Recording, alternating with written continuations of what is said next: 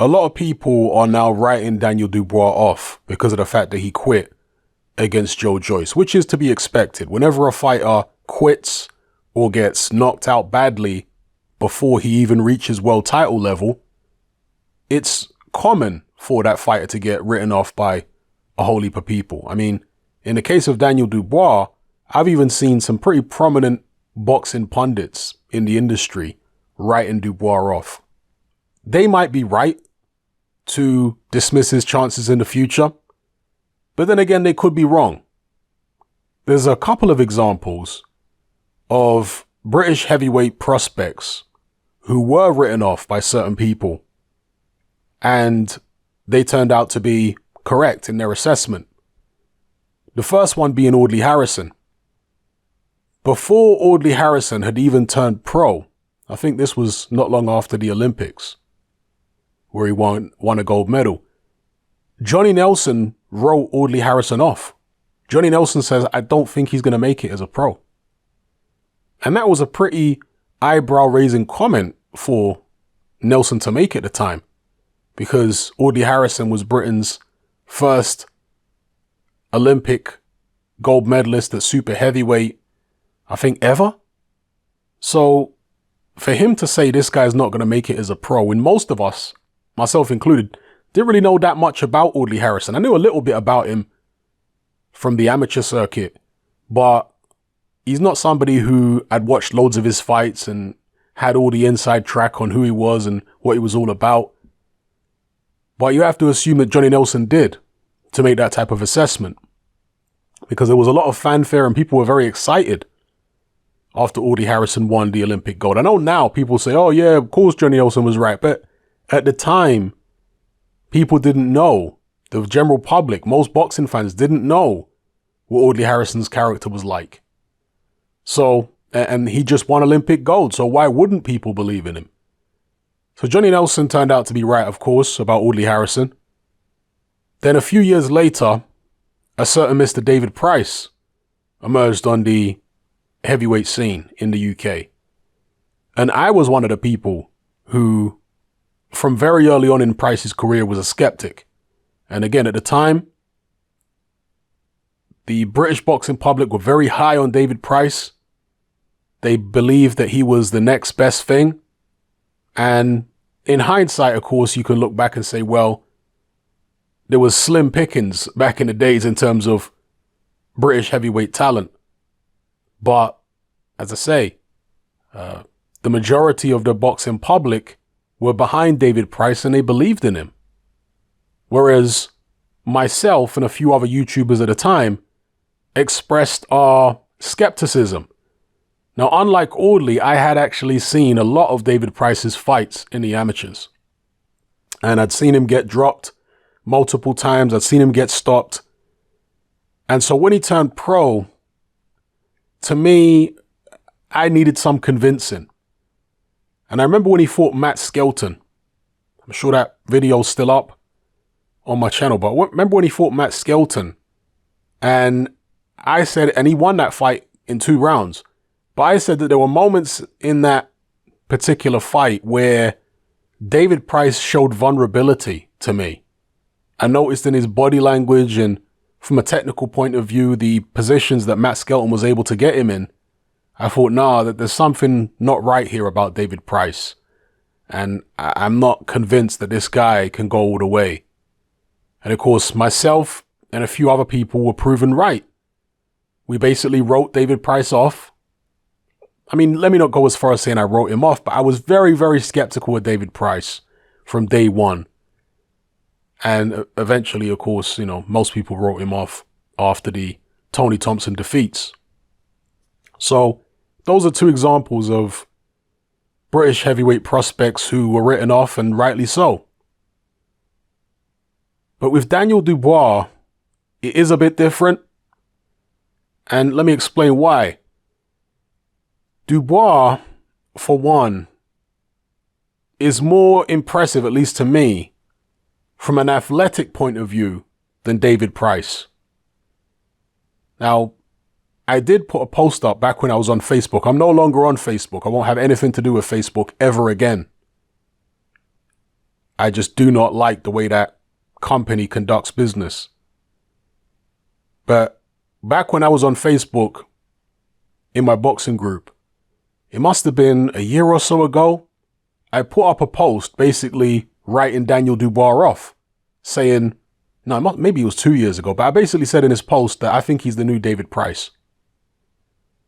And subsequent to me putting up that post, he had a couple of performances, Richard Latte, Nathan Gorman, and I changed my tune a bit after those performances. I said, okay, maybe he's a bit better than I gave him credit for.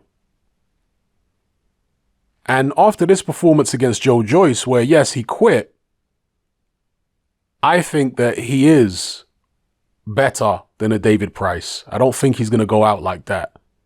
I could be wrong, but think about it. I know that you got all these people saying it was so obvious Joyce was going to win. I can't believe people were picking Dubois, easiest money I ever made, and so on. These people are acting like the fight wasn't competitive. These people are acting like Joe Joyce dominated from the start. He absolutely didn't. It was a highly competitive fight.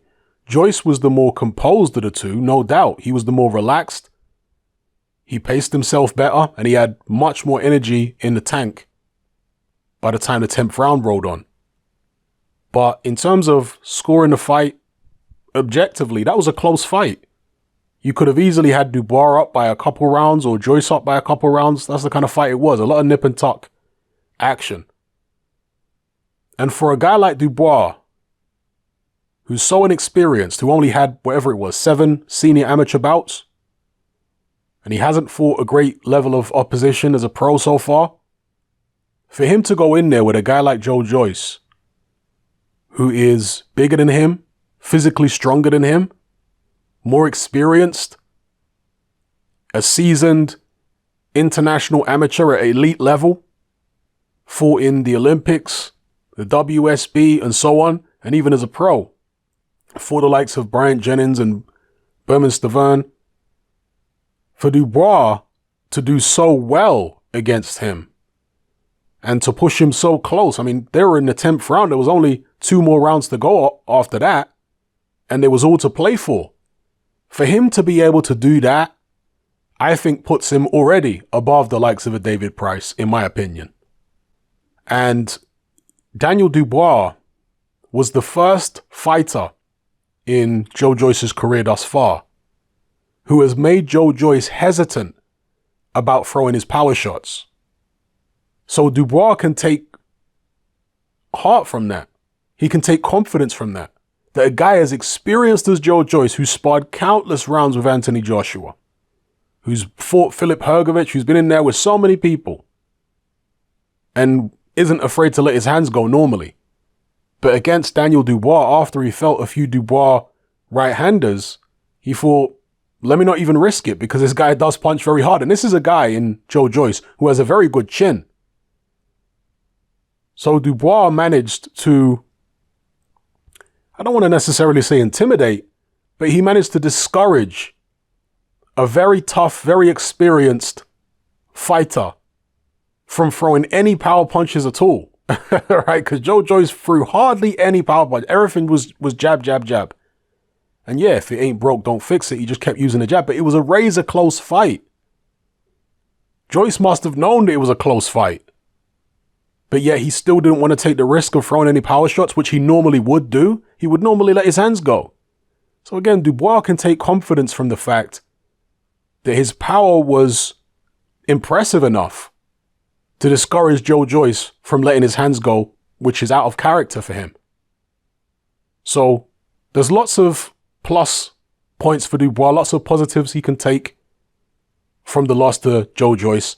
As far as him quitting, he, according to reports, he suffered a fractured eye socket, nerve damage, and a bleed on the retina. Now, I'm going to make a separate video about Eddie Hearn basically casting aspersions on the claims of Dubois' injury and how severe it is. Make a separate video about that. But let's just assume it's true.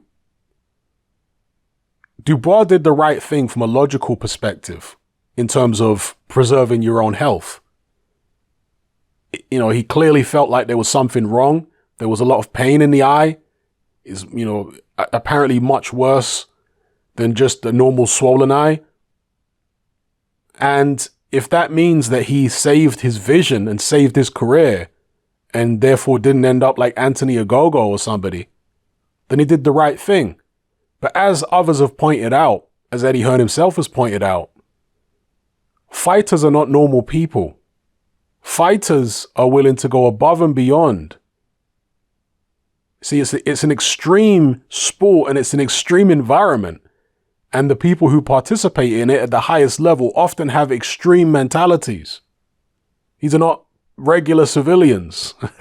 Okay, so among the fighters, they're going to look at the fact Dubois quit against Joyce and see it as a weakness. That's just the reality of it. And so fighters are going to go in there now against Dubois and they're going to think, if I can just get through whatever he's got, I can get to him. He's quit before I can make him quit again. In fact, I'm going to go for his eye. I'm going to make him feel paranoid about the other eye. I'm going to swell up his other eye and make him think the same can happen to that one. You see? So that is definitely something that Daniel Dubois is going to have to cope with and deal with moving forward. I do find it funny that Frank Warren is all of a sudden happy for fighters to quit. Because this is a guy who's been highly critical of fighters in the past for quitting. But now that his golden boy, Daniel Dubois, has quit, now all of a sudden he's saying, oh, it's fine, fighters quitting. You really got to laugh. I've always, go look at my history, go look back at my videos. I've always gone easy on fighters who quit in tough fights. I'm not talking about journeymen who get hit with a glancing blow and they just find a comfy place on the canvas to go down and you know that they're not hurt at all. I'm not talking about that. I'm talking about fighters like Dubois who get an injury like that. Amir Khan, who was dropped several times against Terence Crawford or hurt several times. Kell Brook against Errol Spence. I'm talking about fighters who are in real fights like that, tough fights, and they end up quitting. I've always, during the entire time I've been on YouTube, 10 years now, I've always gone easy on fighters like that. Because at the end of the day, I'm not the one in there taking the punches. So who am I to say he shouldn't have quit? He's a cat. Like, that's ridiculous. I've never been in that position. I've never had a fractured eye socket. And the thoughts going around in my head about what's going to happen. Am I going to get blinded? I've never been in that position. So it's ridiculous for me to be overly critical of fighters quitting in situations like that. Okay. But with Frank Warren, he has been very critical of fighters who have done that in the past. He's very opportunistic, as we all know. But now the shoe is on the other foot. Now the tables have turned. Oh, now Frank Warren's cool with fighters quitting. Although several people have raised this point, and I think it's a good point. MMA fighters tap out all the time.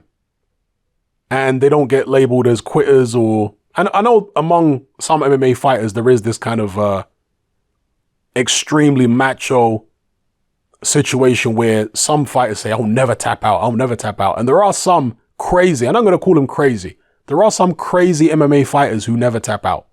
I mean, I've seen videos in MMA where a guy gets his arm completely snapped because he refuses to tap out and stuff like that. Guys who get put to sleep, you know, get choked out because they refuse to tap out, all this kind of stuff. Now, those guys are crazy. Okay. But generally speaking, in MMA, it is acceptable to tap. You don't get tainted for the rest of your career because you tapped out in a fight. Whereas in boxing, if you quit, that's exactly what happens. You get tainted for the rest of your career. You're a quitter. Unless, of course, you come back and redeem yourself. I mean, in the case of Vitaly Klitschko, he quit against Chris Bird, but he managed to redeem himself against Lennox Lewis. The Lennox Lewis fight was, even though Vitaly lost, that fight was so vital at redeeming his reputation. And after that Lennox Lewis fight, hardly anybody ever talked about the Chris Bird fight again. It's like the Lennox Lewis fight had almost erased it from history. That's what redemption can do for you. So Daniel Dubois is going to need to have that kind of fight. He's going to need to have a fight where he's forced to dig deep, where he's taking punishment, and he's going to have to come through in order to redeem his reputation. So at the moment, they're saying Dubois is going to be out for 5 months. Again, I think Eddie Hearn casting aspersions on the severity and nature of Dubois' injury, I think it's fair game, to be honest with you, because Frank Warren's always taking shots at Eddie Hearn. He's always casting aspersions about things Eddie Hearn says without absolute proof. And so Eddie Hearn doing the same in return, all's fair in love and war, It is what it is. Both guys are being opportunistic. They're rival promoters. I mean, what else can you expect? But as I say, Daniel Dubois, moving forward, 5 months out the ring. When he comes back, yes, they need to put him in there against someone durable, but not somebody too dangerous. Maybe a Christian Hammer, a Marius Wax, someone like that. I think those are good names. And Frank Warren in the past, because I've been, following this guy's career from the 80s. Frank Warren in the past was generally very good at building fighters up, giving them the right fights at the right time. I mean, just look at Billy Joe Saunders when he was with Frank Warren. Frank Warren built Billy Joe Saunders up very, very well. And obviously, Billy Joe Saunders, I'm not sure if he was managed by Frank Warren. Maybe he was managed by somebody else at the time. But either way, Frank Warren presented a list of opponents for Billy Joe Saunders, and his management, assuming Frank Warren wasn't managing him. And in the UK, promoters can manage fighters as well, by the way. The Muhammad Ali Act doesn't apply in the UK. Sometimes you get people in the comments saying, what are you talking about, Hatman? A promoter can't manage someone. It's against the Muhammad Ali Act. The Muhammad Ali Act is in America. It's not in the UK. Promoters manage fighters all the time in the UK. Anyway. So, yeah. Frank Warren's normally very good at picking the right fights at the right time for his fighters, Billy Joe being an example. He presented opportunities, a list of opponents, and Billy Joe and his team picked opponents along the way, and it was done very, very well. But in recent times, two of Frank Warren's fighters who he was grooming for stardom in Anthony Yarde and Daniel Dubois, they weren't brought along anywhere near as well as the likes of a Billy Joe Saunders. And of course, a lot of it comes down to just how good the fighter is, their mental state and all that kind of thing. But as a promoter, matchmaker, and the managers, you have to, you have to take all that into account. You have to take into account what your fighter is like mentally. And Anthony Yarde, he went from fighting absolute stiffs to fighting Kovalev. Just one fight after the next. He fought some American guy that was nearly 40 years old who I'd never heard of before in my life, who didn't look very good. And the next fight, they put him in with Kovalev. And then Frank Warren, you really got to laugh at the way Frank Warren responds to these things. He said, well, yeah, we put him in with Kovalev. There's no pleasing some people because you put him in with someone and they say, oh, he's no good. Why are you feeding him these knockover jobs? Then you put him in with somebody good and they say, oh, you put him in too early. You can't please him. What an absurd thing for Frank Warren to say. As if there's no level in between these journeymen Yarde was fighting and Kovalev. There are several levels in between those two fighters. And so you're supposed to go through those levels steadily rather than just jumping from one all the way up to the top level. But again, Frank Warren is acting like the fans are stupid in not being able to see this. So Anthony Yarde, he would have gained experience from the Kovalev fight, no doubt. But if he'd had some intermediate fights between fighting the last journeyman he fought in Kovalev, he might have beat Kovalev. I mean, maybe the opportunity to fight Kovalev would never have come about. Maybe Kovalev would have gone on and fought and lost to Canelo, and then when would Anthony Yarde fight for the title? But at the end of the day, if Anthony Yarde had beaten Kovalev, right, let's say he'd stopped him in that 8th round, would Anthony Yarde at that point have been ready for the rest of the guys at the top of the 175-pound division? In my opinion, no. He still needed more developing. So they could have done a better job in building him up and getting him prepared for whoever he fought in his first world title fight. Same goes for Daniel Dubois, because the likes of Fujimoto, Ebenezer Tete, and all these guys, how were they supposed to prepare Daniel Dubois for someone like Joe Joyce? And it's not just preparing him technically, it's preparing him mentally. You know, you have to be in there in competitive bouts. You have to be in there against guys who are posing you problems, who are making you dig deep at times. You need that before you move on to the next level. I mean, Anthony Joshua had it, right? When he fought Dillian Whyte, he faced some actual adversity before he stepped up to world title level. And Anthony Joshua, of course, showed a lot of heart, not only in the Dillian Whyte fight, but even when he fought Klitschko in a unification several fights later. Daniel Dubois, his heart is now in question. Again, I'm not saying he can't redeem himself, but it's fair to question his heart, because did he know that his eye socket was fractured? Did he know that he had a bleed on the was it a bleed on the retina or on the iris or the? I can't remember exactly what part of the eye they say he had a bleed on. But either way, did he know those things, or did he just feel like my eye hurts? I don't know what's wrong with it. I'm gonna quit. So yeah, now Daniel Dubois. I heard Spencer Fearon talk about this.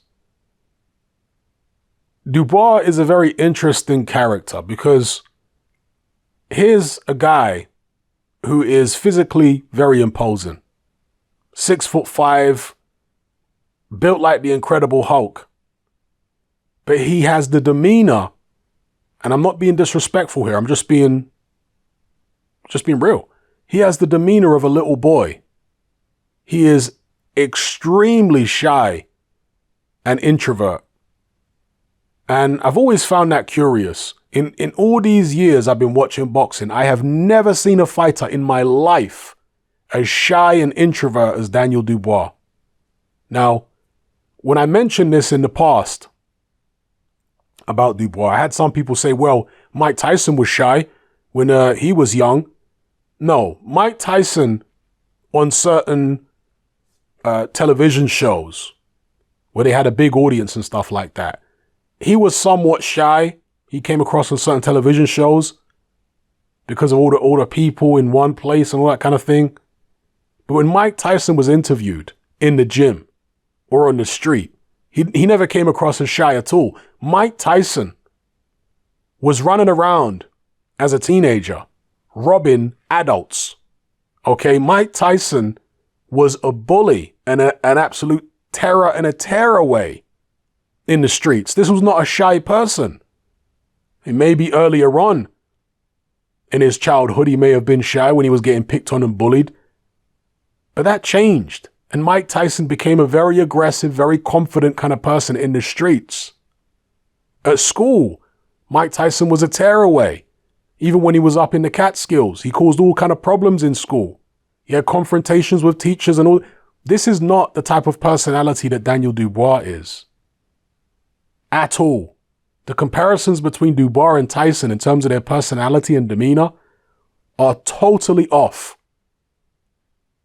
Daniel Dubois strikes me as somebody who is that way extremely introverted, even in his day-to-day life. Never mind just when he's at a press conference or there's an audience there. Even in day-to-day life, he's a very introvert kind of person.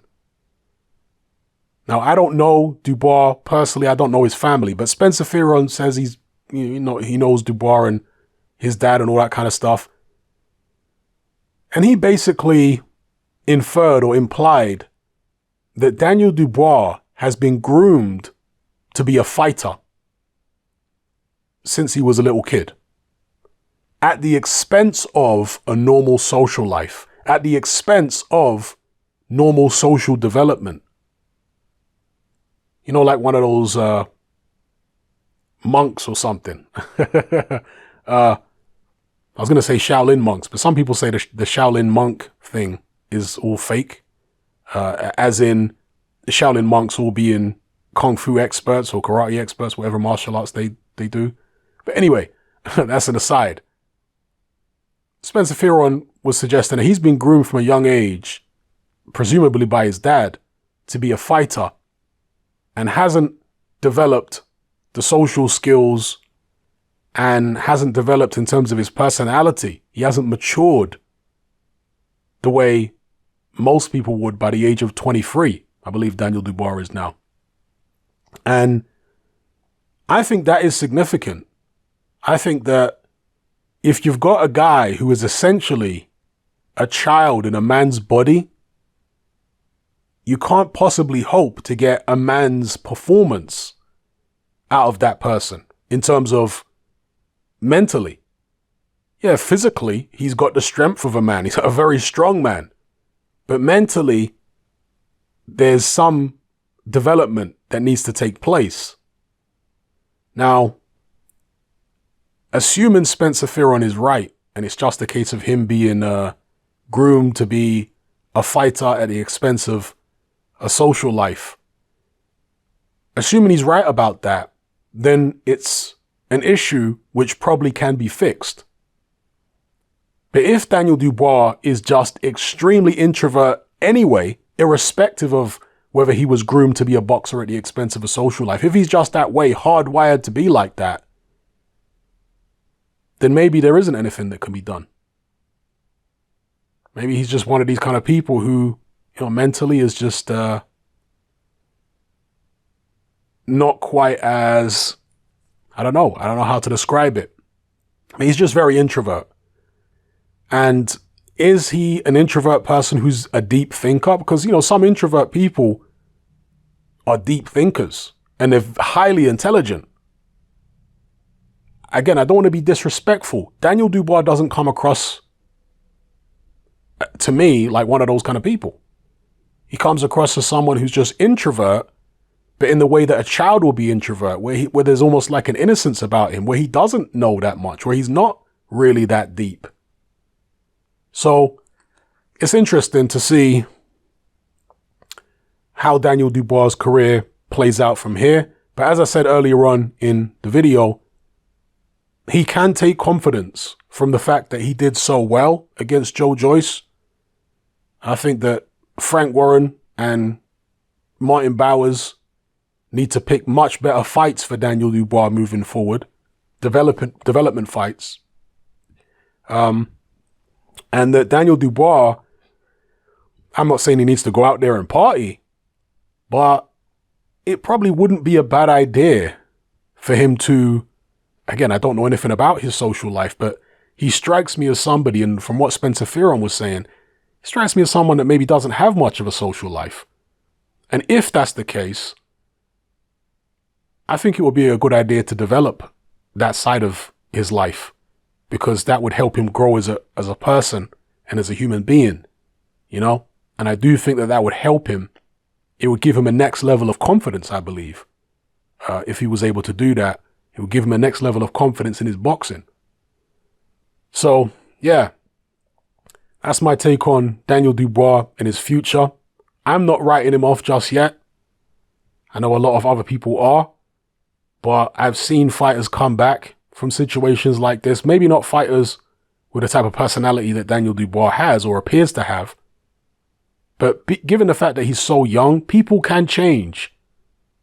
You know, when you're young, your personality and your psychological state is a lot more malleable than when it is when you get like to my age. When you're an old man, you pretty much are what you are. Yeah, you're still going to learn and whatever. And as long as you keep your mind open, you have that ability. But you're not going to change as much in terms of your personality, your mindset, your demeanor when you're in your 40s as you are when you're in your early 20s, you know? And I'm sure there's some scientific or, reason for that. Why the neural pathways in the brain, are they more set by the time you reach your 40s? I don't know. But generally, that's what you find. Younger people, their personalities, their behavior, their demeanor is more malleable. It's more subject to change, quite dramatic change than older people. So we'll see what happens with Daniel Dubois. But he's got plenty that he can take confidence from. At the end of the day, every cloud has a silver lining. It all depends on how you look at things. See, people who are able to come back from adversity, the main reason they're able to do it is because of the way they look, the way they perceive the experiences they've been through. Most people are going to look at a situation like that, if they went through what Dubois went through, and they're going to start doubting themselves, I don't have the heart, I can't do it, this, that, and the other. And therefore, they're not going to be successful. They're not going to be able to redeem themselves.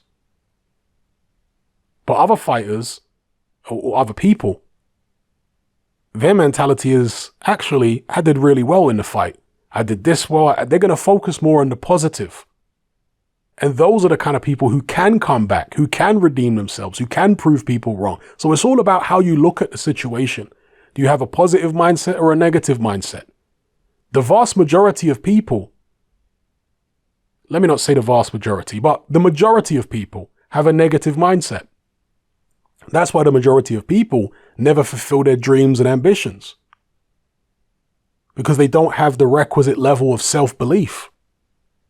They don't have the requisite level of positive attitude. When something bad happens, they lose confidence and they believe, oh, well, no, I'm no good at this. This is the majority of people. But the successful people, who are a minority, they don't think like that. It all comes down to the way they think. It's not all about talent. There are people with tremendous talent, but they don't have the confidence and they don't have the mindset to make the most out of it. There's not enough self-belief there. Never underestimate how powerful and how much of a difference having the right mindset can be when it comes to achieving anything in life. You see all these fighters and many other people who suffer really bad injuries. And the doctor says, you'll never walk again. You'll never fight again. And the fighter says, rubbish, I will fight again. Now, in some instances, of course, the fighter doesn't. But in many other instances, against all odds, the fighter comes back and he fights again. So having the right mental attitude is so vital when it comes to achieving anything in life. When it comes to overcoming any type of obstacle.